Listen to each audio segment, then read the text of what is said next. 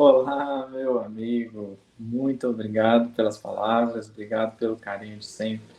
Quero cumprimentar você e a todos os amigos que estão conosco. Que Jesus, o Divino Amigo, esteja conosco, nos abençoando, nos inspirando sempre. Que a gente tenha uma ótima conversa sobre doutrina espírita. Obrigado mais uma vez pelo convite. É uma alegria ter você aqui conosco, Gustavo.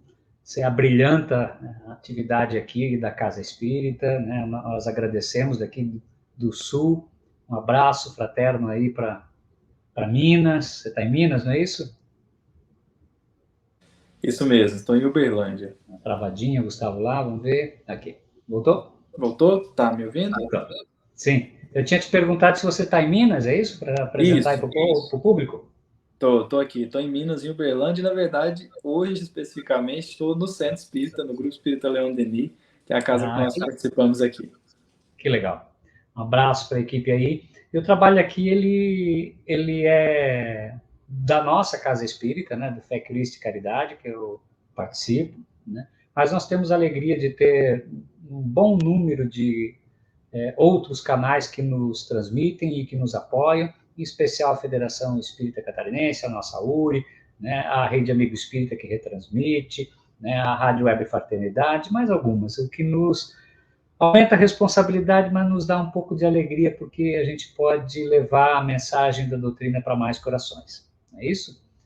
Meu querido, que Jesus te ilumine nesse momento que você começa essa tua atividade. Tenho certeza que é tudo que você preparou hoje será bem conduzido, né, e inspirado pela espiritualidade também. Então, dizem que você está com saudade de Jesus, eu também estou, né? Me conta um pouco como é isso. Pois é, meu amigo, esse é um tema muito especial ao nosso coração, porque quando nós observamos a maneira como nós lidamos com Jesus ao longo das encarnações, a gente percebe que, em verdade, faltou um pouco de sensibilidade da nossa parte, porque nós transformamos Jesus num símbolo religioso. Uhum. E exatamente por isso é que nós precisamos, então, reviver o cristianismo. É exatamente por isso que precisou vir uma terceira revelação para reviver, para renascer, para recuperar os princípios cristãos.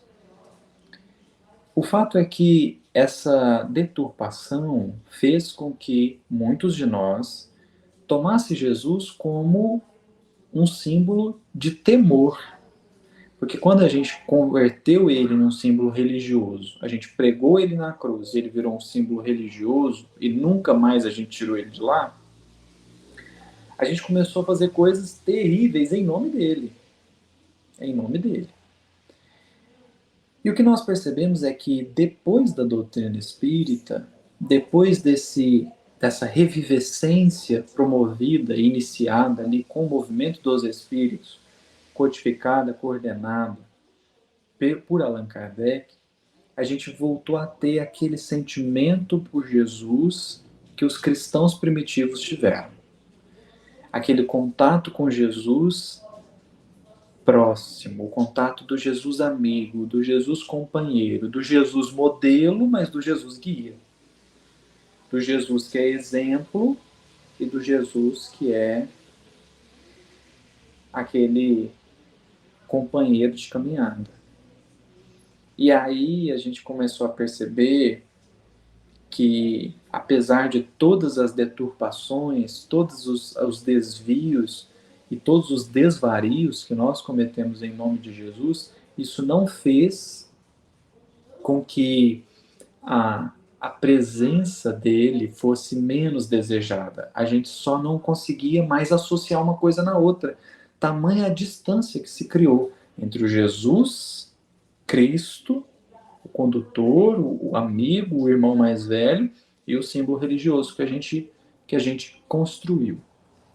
Então, é muito especial pensar nesse tema, saudades de Jesus, embora nós que participamos de reunião mediúnica, a gente sabe, tem espíritos até hoje que não suportam ouvir o nome de Jesus. é onde a gente percebe que esses ainda não o conhecem. Porque aqueles que conheceram Jesus, aqueles que tiveram contato com a mensagem de Jesus, nunca mais foram os mesmos. Não é a mensagem falada por alguém, é a mensagem dele, ele vivendo. Então, pensar no tema saudades de Jesus é bastante especial. Eu fico assim, te confesso que assim, a gente vai falando e vai pensando, vai sentindo, porque quando a gente pensa em saudades de Jesus, nós não estamos num movimento de adoração fruto de uma ignorância. Nós estamos num sentimento de reverência fruto de alguém que está começando a conhecer, começando a perceber a grandeza desse Espírito, a grandeza do que ele fez. Alguém que de modo algum veio por ele. Nada que esse Espírito fez aqui no planeta enquanto ele estava encarnado foi por ele. Então, pensar nesse tema é tomar contato com o Cristo vivo, com o Cristo genuíno, com o Jesus que a gente lê, por exemplo, estou até com o livro aqui, o Jesus que a gente lê no Boa Nova, por exemplo, né? Verdade. Você falou que nós transformamos num símbolo religioso, né? Eu costumo dizer que nós transformamos, né, em objeto de culto. E olhamos para o cristianismo como culto. Aquele culto, como você mesmo disse, né, que se teme, né, que se repete fórmulas exteriores, mas que nós muitas vezes não buscamos para compreender, né, ele como modelo. Né? E a doutrina espírita nos traz, além do guia, como modelo. Né? O modelo não é alguém que eu vou cultuar, é alguém que eu vou admirar, que eu vou buscar, me inspirar, né? Pensando que este é o meu destino, procurar imitá-lo dentro das minhas limitações. Né? Você, ao olhar essa situação nos dias de hoje, você começa a ver uma mudança a respeito disso? Nós temos aí a doutrina espírita fazendo todo esse processo, mas o objetivo da doutrina é levar essa ideia para todas as criaturas. Né? Kardec falava que o objetivo da doutrina é eliminar, né, o materialismo, não materialista, mas o materialismo. Né? E esse culto, essa forma de ver Jesus, fez com que grande parte da humanidade se tornasse materialista. Grande parte da humanidade olhasse para essas condições, e se é isso que se cultua, né, eu não aceito, eu não concordo, né, eu não acredito desta forma, né, e o materialismo vem se implantando. Se não o materialismo formal, daquele que diz eu não acredito em nada, mas no mínimo o materialismo interno, né, daquele que se diz acreditar alguma coisa, mas vive como se não acreditasse. Né? Então eu te pergunto, você acha que isso já está mudando além das fronteiras do espiritismo? Então, essa é uma perspectiva muito importante da gente trazer, né? Porque sinto que sim, embora o que a gente perceba é que está tendo é um processo, né? Imagina que a gente passou séculos deturpando a imagem de Jesus ou deturpando quem ele seja, distantes dessa comunhão com o Espírito que nos busca incessantemente. Mas o que a gente nota então é que nesse processo a gente está ainda numa admiração muito intensa, porque ele é digno de tudo isso, mas sinto que a gente vai caminhando, sim, para essas compreensões. Eu, particularmente, aqui com o Vitor Hugo, a gente ouve muito pessoas de outras religiões, pastores, sobretudo, né? E a gente percebe que até ali, né, no meio evangélico, em que se preza tanto por uma adoração, começa a se ter uma maturidade do pensamento sobre o que Jesus seja e sobre o que ele espera de nós. Então, que eu acho bonito da gente pensar nessa saudade de Jesus é reconhecer como que ele é presente na nossa vida e como que aos pouquinhos a gente vai reconhecendo isso, reconhecendo essa presença, esse cuidado, esse amparo, porque é um espírito que, designado por Deus, assumiu a tarefa de nos conduzir, assumiu a tarefa e assumiu por amor. Assumiu por amor, assumiu por um movimento da alma dele, não foi porque ele está sentindo o peso de uma obrigação. É usando do livre-arbítrio dele, ele escolheu estar com a gente. Ele escolheu participar do nosso processo evolutivo. Ele escolheu guiar a gente. E aí é muito bonito quando a gente então começa a olhar para esse espírito não como símbolo da religião, mas como alguém que transcende muito os dogmas religiosos para alcançar essa posição de irmão, essa posição de quem caminha lado a lado. Então, Jesus não está tomando conta das nossas maneiras de culto. Jesus está conduzindo a gente na vida. E, portanto, a presença dele pode ser experimentada, pode ser sentida, pode ser vista, desde que a gente abra os olhos e preste atenção no conjunto de circunstâncias e pessoas que se aproximam de nós. Creio sim que estamos avançando muito nisso, certo? Que ainda falta um caminho longo, mas acho que a gente está conseguindo uma coisa muito bonita em relação a Jesus e que talvez seja o despertar mesmo do novo caminho, que é essa aproximação pelo sentimento. É descobrir o Jesus que ele é, de fato. Não o Jesus que a gente construiu. Então, tem filósofos que olham para Jesus e percebem a melhor das filosofias. Tem psicólogos que olham para Jesus e descobrem o melhor dos psicólogos. Tem uma pessoa que precisa de um ombro amigo e descobre em Jesus o melhor dos amigos, o melhor dos protetores, o melhor dos orientadores.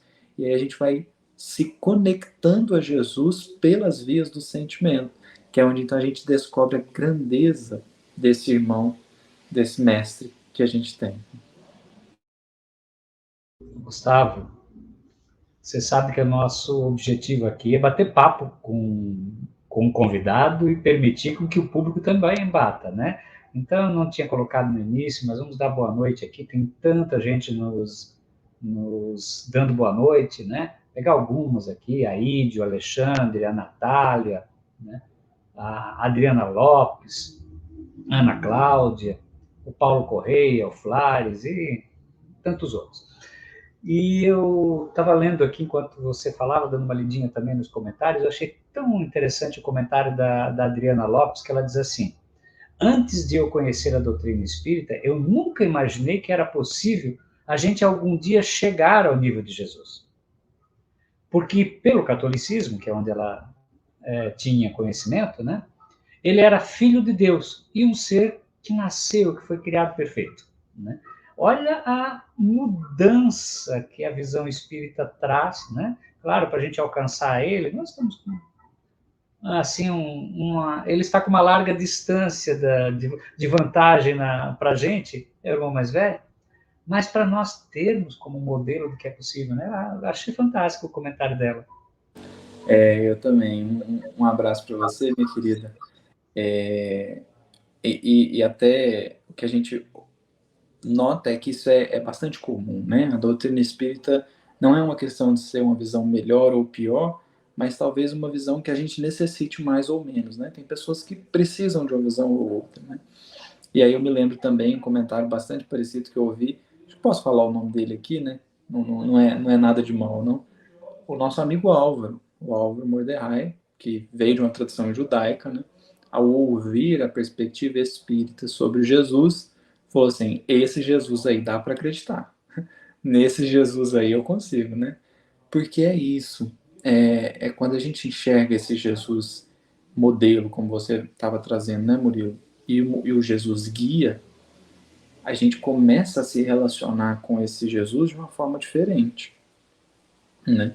E eu mencionei o livro Boa Nova porque tem dois capítulos aqui, né, que particularmente me marcam muito sobre esse tema em si, que é quando Maria vai descrever como Jesus era em casa, né? Como que ele enche a casa de alegria. O que é estar na presença de alguém que enche a casa de alegria? O que é partilhar da presença de alguém que cuida, que se importa, que ajuda, que direciona? Alguém que não é que para ele, eu não sei dizer se para ele é tudo fácil, mas é alguém que por tanto amor faz parecer fácil, para que a gente se sinta à vontade a falar dos nossos problemas, né? É aquela pessoa que vai sempre acolhendo, sempre direcionando, tem sempre ali uma palavra, um abraço. Então, quando Maria vai descrever Jesus, né, para Isabel, ela fala, ele enche a casa de alegria.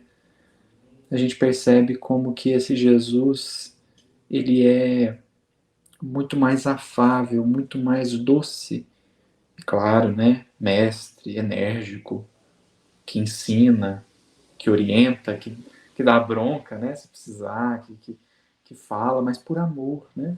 Porque o amor de Jesus por nós é aquele amor que espera que nós façamos o melhor dentro das nossas possibilidades, né? É aquele amor que, por nos amar, não nos deixa aquém dos nossos potenciais. Então essa é uma parte que me marca muito. E a outra é os 500 da Galileia, quando Humberto de Campos vai dizer que um sentimento de saudade permeava o coração de todos aqueles discípulos.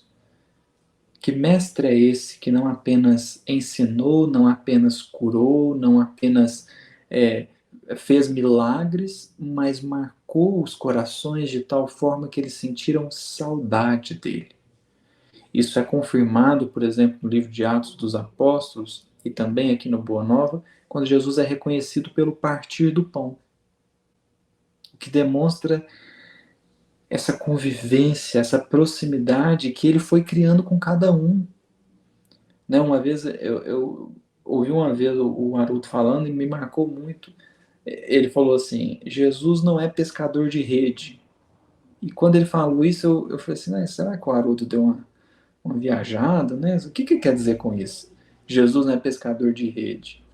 Jesus é pescador de vara. É um coração por vez.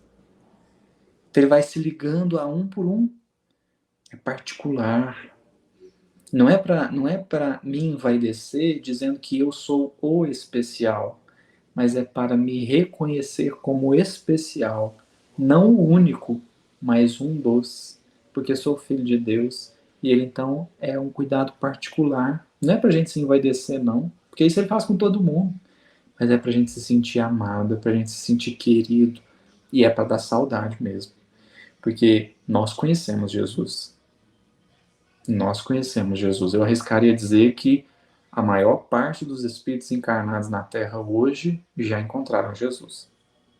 Sobretudo quando Emmanuel fala que dos exilados, Jesus recebeu todos. Ele acolheu todos aqui e direcionou todo mundo. Então a gente conhece Jesus, a gente não sente saudade de algo que não viu. A gente sente saudade de algo que já sentiu, que já presenciou, ainda que às vezes inconsciente, às vezes ainda dormindo, né?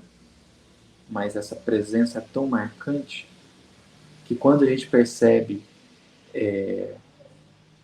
esses vazios, né, que muitas pessoas carregam, esses vazios que às vezes até faz com que a vida fique desgostosa, que a vida fique cinza, a hora que a pessoa tem contato com Jesus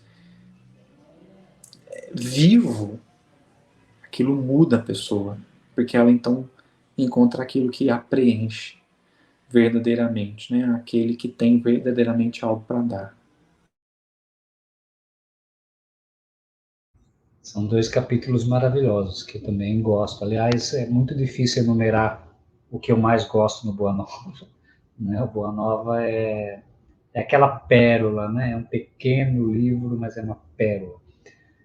Olha o comentário do nosso querido amigo Paulo Correia aqui, ele faz uma provocaçãozinha gostosa, né? Ele diz assim: Gustavo, diante dessa saudade do mestre, o que podemos fazer na prática para amenizar a saudade dele? Nossa, muito bom. Agora ele começa a botar trilhos para nós, hein? Muito bom, Paulo. Obrigado pela pergunta. E eu, assim, o que me ocorre é algo que ele mesmo falou, né? No sermão profético, quando ele diz: quando fizeste a um dos mais pequeninos de meus irmãos, a mim o fizeste. Então, acho que tem, na verdade, tem duas coisas, né? Tem essa, e que eu particularmente acho que é um grande convite de Jesus, que ele ama tanto a humanidade, ele ama tanto cada um de nós, que ele está dizendo assim: olha, fazer por alguém é fazer para mim. Então, se você me reverencia, se você me adora, faz pelos meus irmãos, que é melhor do que fazer para mim. E isso é quem ama, né?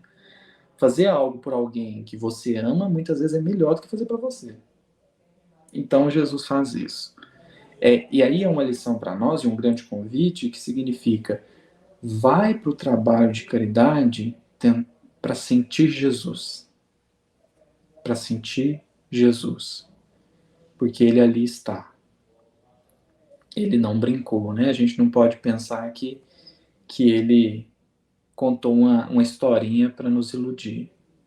Não. Porque quando a gente vai para o trabalho do bem para encontrar Jesus, a gente encontra. No coração, sobretudo. Pelo que a gente sente, pelo que a gente percebe. Porque ali tem Jesus vivo atuando, né? E a outra coisa que me ocorre, e aí é algo que está muito frequente na minha vida, eu devo estar precisando dessa mensagem mais que tudo, tem uma mensagem de Emmanuel no Caminho, Verdade e Vida, que é o capítulo 16. Aí Emmanuel diz assim: se queres que Jesus venha santificar as tuas atividades, endireita os caminhos da existência, desfaze as sombras que te rodeiam e senti-lo-ás ao teu lado com a sua bênção. Como a dizer, Jesus já está presente. A saudade que a gente sente dele não é porque ele está distante, é porque talvez nós criamos uma barreira entre nós e ele. E por que Emmanuel então diz do endireitar os caminhos, né, de corrigir as ações? Não é nem porque Jesus não se aproxima de gente que erra, não é por isso. O que Jesus mais fez foi aproximar de gente que errou. Os únicos que não aceitaram ele foram os religiosos, né? Os únicos que não aceitaram ele. Mas Jesus sempre fez um movimento de aproximação. Então, Emmanuel fala: se você quer que Jesus venha, endireite os caminhos da existência, e você vai sentir, porque na verdade ele já está. Só precisa então romper essa barreira, porque nós, até por um certo instinto, né, a gente tem uma noção de que o meu erro me distancia de Jesus. E aí é uma questão de consciência, às vezes, né? O pecador que se vê pecador e cai em culpa. Então você vê o filho pródigo, quando ele vai voltar para o pai, ele fala assim: pai, eu não sou digno de ser teu filho. Mas o pai não quer nem saber disso. O pai acolhe ele perfeitamente. Então, Emmanuel nos convida a endireitar os caminhos para que a gente possa se abrir, né, sobretudo, a essa presença de Jesus e para que a gente possa sentir esse Jesus perto, porque quando a gente trabalha no bem, a gente sente junto com Jesus. Então, eu diria que essas duas maneiras, né, a gente aprender a ver Jesus nos outros e ir trabalhando a nossa intimidade para poder sentir esse Jesus que está pertinho aqui. Aí a gente vai matando essa saudade, né? Até a gente poder encontrar ao vivo e a cores, né? Se me permite a ousadia, eu concordo plenamente, mas eu vou puxar a sardinha aqui para algo que me é muito caro, e eu acredito que é muito caro para você também, né?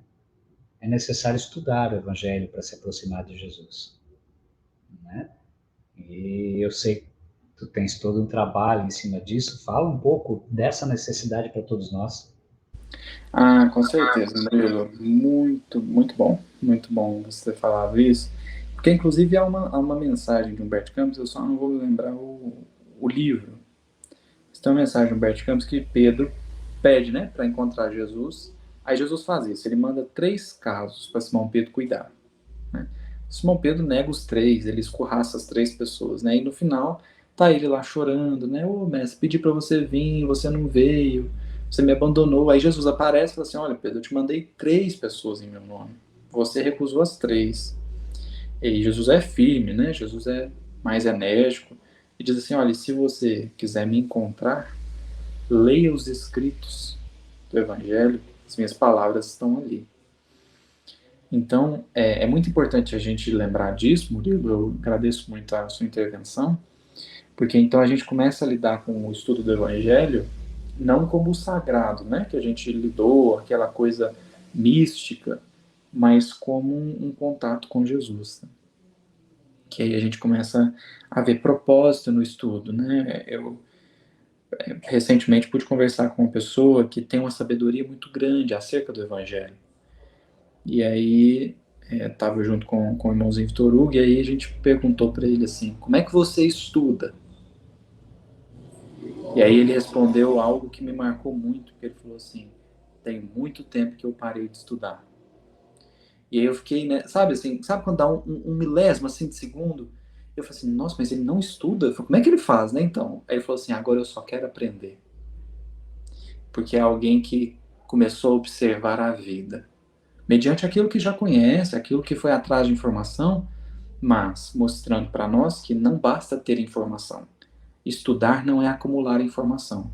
É, sobretudo, dar o passo para aprender, no sentido de interiorizar, de sentir mesmo, né?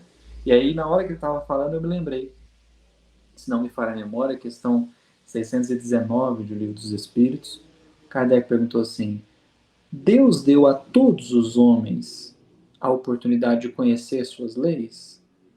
Aí os Espíritos respondem assim: todos a conhecem, mas nem todos compreendem.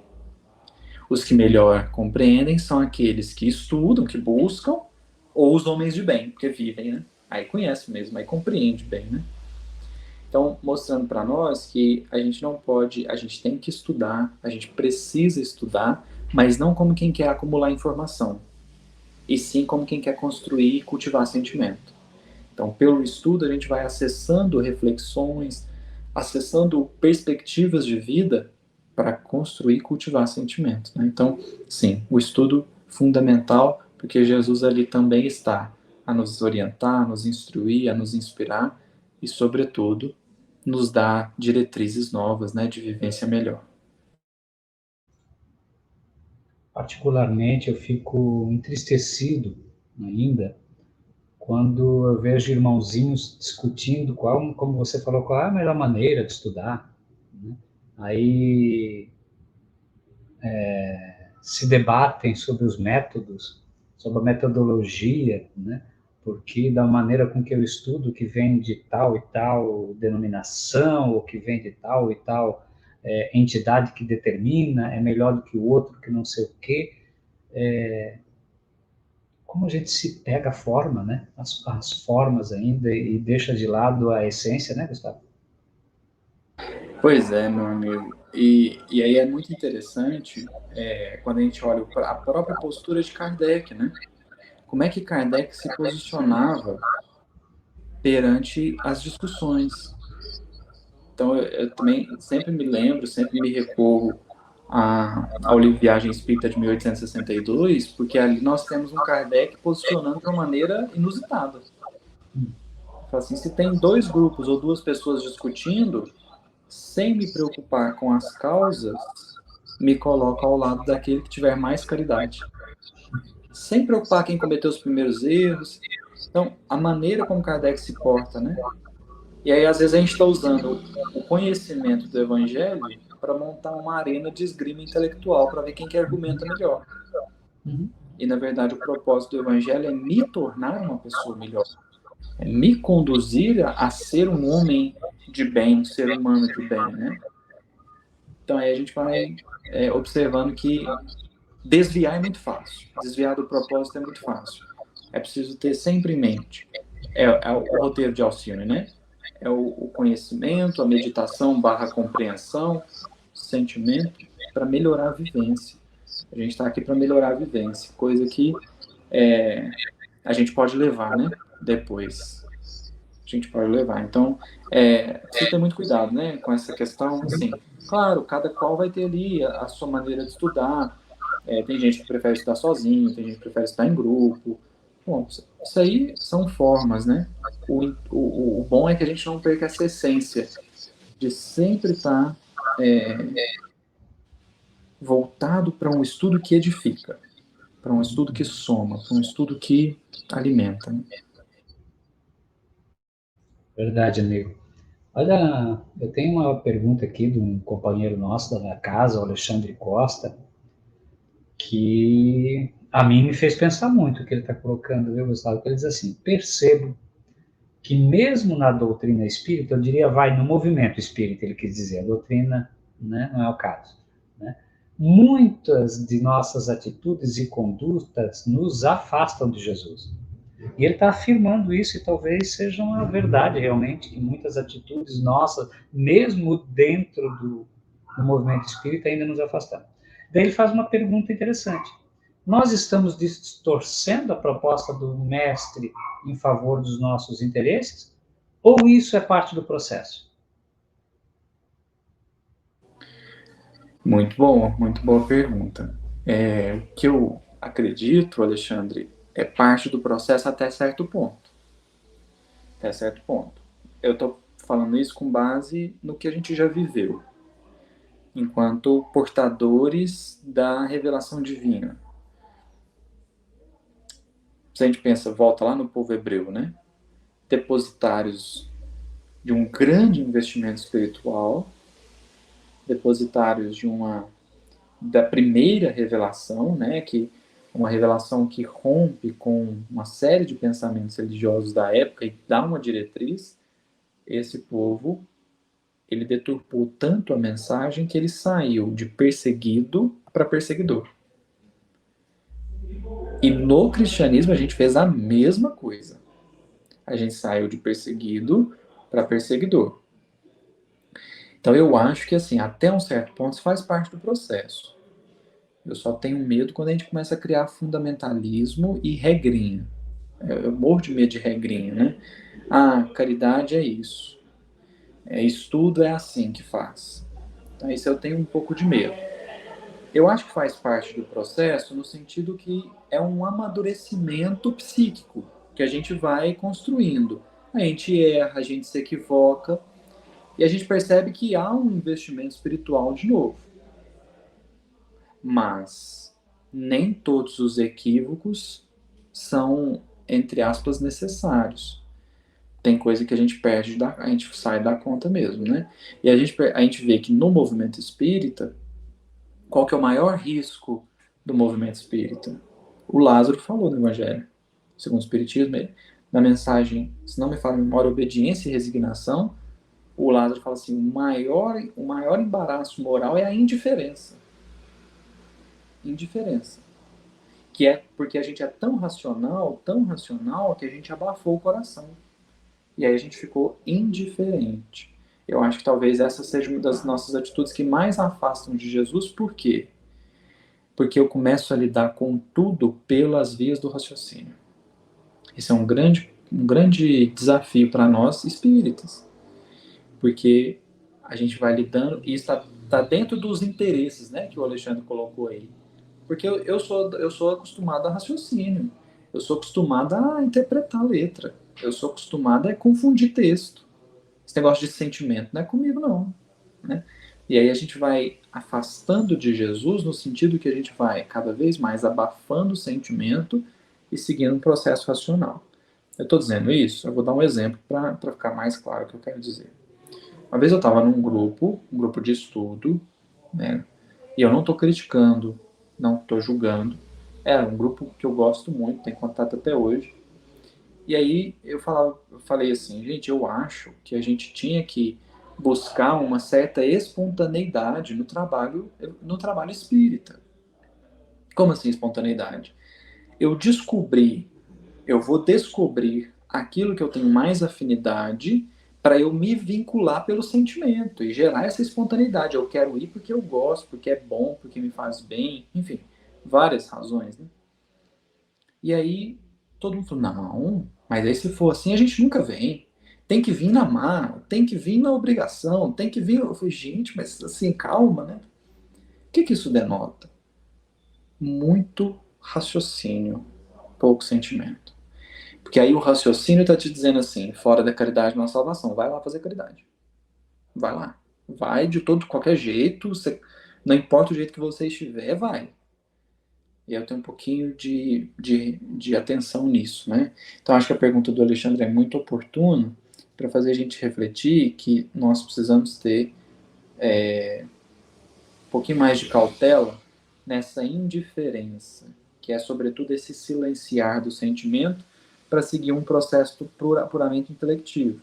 E aí você vê espírita querendo explicar para a mãe que está enterrando o filho que o filho está passando por um processo expiatório. Isso é indiferença moral. Isso afasta de Jesus, porque Jesus é amor, Jesus está no sentimento, sobretudo, né? Então, e uma vez, só compartilhando a reflexão de um amigo muito querido, eu fiz uma pergunta mais ou menos parecida para ele, né? Ele chama Manuel. Eu falei assim, Manuel, estou um pouco preocupado, né? Porque, historicamente falando, a gente tem mais chances de deturpar a mensagem espírita do que de seguir o que ela está propondo, historicamente falando. A gente fez isso no judaísmo, a gente fez isso no cristianismo, a gente tem, vamos dizer assim, a gente tem uma tendência grande de fazer isso no espiritismo. E aí? Como é que nós vamos fazer? Aí ele sabiamente, ele respondeu assim, se a terceira revelação não der conta, virá a quarta. Mas queira Deus que não seja necessário. Para nós. Por nós. Né? Excelente. Parece que muitas vezes, Gustavo, né, no meu sentimento aqui, muitos de nós na doutrina espírita parece que nós estamos trabalhando assim num grande banquete.